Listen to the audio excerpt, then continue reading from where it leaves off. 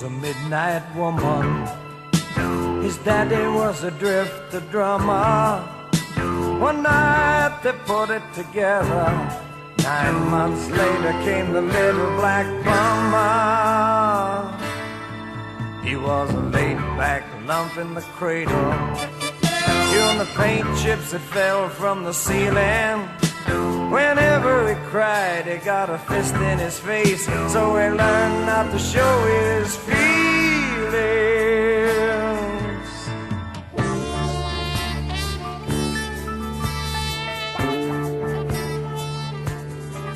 He was a pigtail puller in grammar school, left back twice by the 7th grade, sniffing glue in junior high, and the first one in school to get laid. A weed speed pusher at 15, he was mainlining skag a year later, and he'd started pimping when they put him away. In jail he changed from a junkie to a hater, and just like the man from the precinct said, put him away, you better kill him instead. A bummer like that is better off dead. Someday they're gonna have to put a bullet in his head.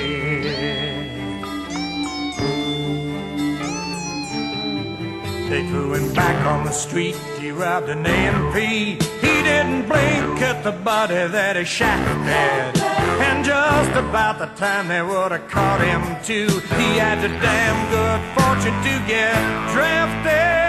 But baby, we want you.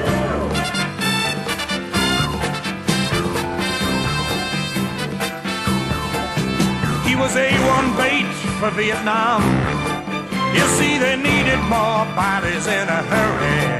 He was a cinch to train, 'cause all they had to do was the figure had a funnel his fury. They put him in a tank near the DMZ to catch the cooks slipping over the border. And they said his mission was to search and destroy, and for once he followed an order.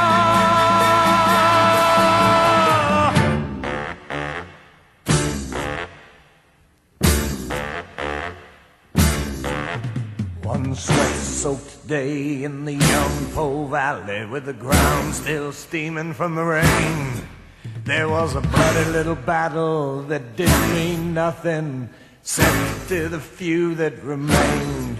You see, a couple hundred slants had trapped the other 5 tanks, and it started to pick off the crews. When it came on the scene, and it really did seem this is why he'd paid those dues. It was something like a butcher gone berserk, or a sane man acting like a fool, or the bravest thing that a man had ever done, or a madman blowing his cool. Well, it came on through like a knife through butter, or a scythe sweeping through the grass. Or to say it like the man would have said it himself, just a big black bastard kicking ass. And just like the man from the precinct said, put him away, you better kill him instead. A bummer like that, he's better off dead.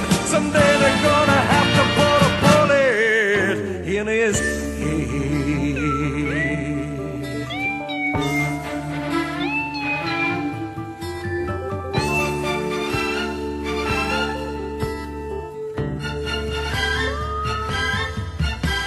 When it was over and the smoke had cleared, there were a lot of VC bodies in the mud. And when the rescued men came over for the very first time, they found him smiling as he lay in his blood. They picked up the pieces and they stitched him back together. He pulled through, though they thought he was a gunner, and it forced them to give him what they said they would: 6 Purple Hearts and the Medal of Honor.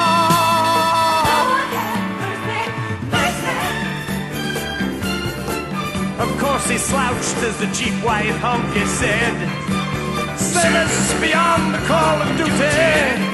But the first soft thought was passing through his mind. I'm a medal is a mother of all beauty.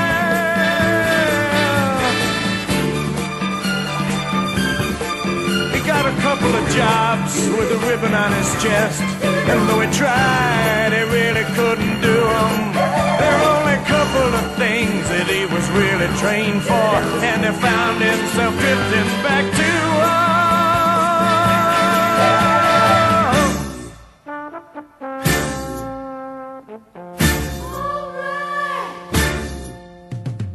Just about the time he was ready to break, the VA stopped sending him his checks. Just a matter of time, 'cause there weren't no doubt about what he was gonna do next. It ended up one night in a grocery store, gun in hand and 9 cops at the door. And when his last battle was over, he lay crumpled and broken on the floor. And just like the man from the precinct said, put him away, you better kill him instead. A bummer like that is better off dead. Someday they're gonna have to put a bullet in his head.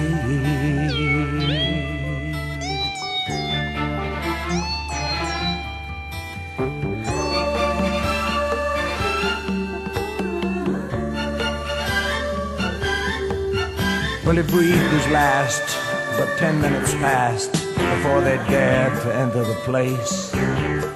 And when they flipped his riddled body over, they found his second smile frozen on his face. They found his gun where he'd thrown it. There was something else clenched in his fist. And when they pried his fingers open, they found the Medal of Honor. And the sergeant said, when the hell he get this?